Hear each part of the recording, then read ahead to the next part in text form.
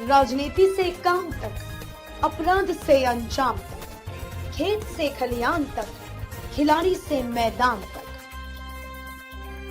सितारों से आसमान तक, पल पल बदलती देश और दुनिया की हर खबर पीएन न्यूज लाइव पर।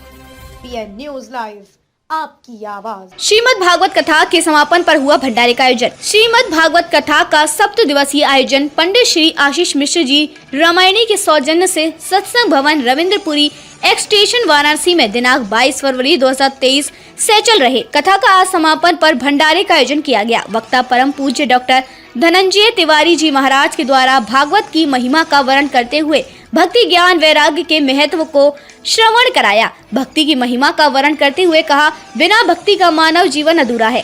पूरे परमात्मा की भक्ति करने से ही व्यक्ति पूर्णता को प्राप्त होता है। भगवान की शरण में रहने वाला व्यक्ति भगवान का हो जाता है और भगवान उसके हो जाते हैं।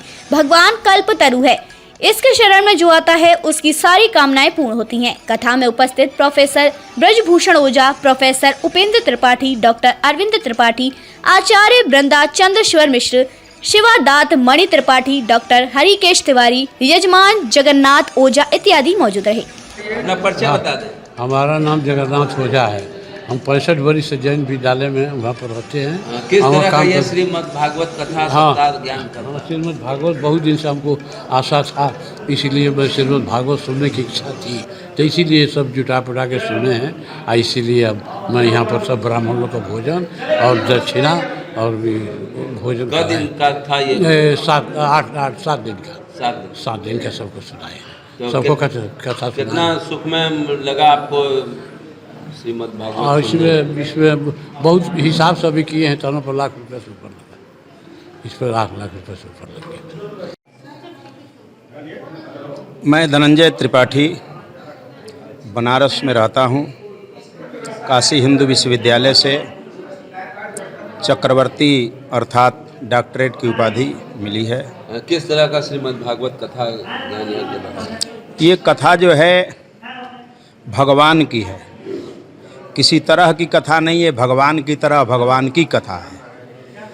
और यह कथा हकीकत कहा जाए तो कलयुग में पाप ताप संताप का निवारण करने के लिए और जीव की शांति के लिए यह कथा आवश्यक है।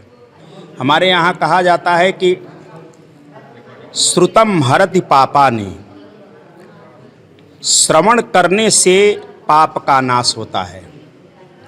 आप गंगा जी में जाते हैं और एक बार विश्वास पूर्वक गंगा जी में गोता लगाते हैं तो आपके सारे पाप ताप संताप मिट जाते हैं।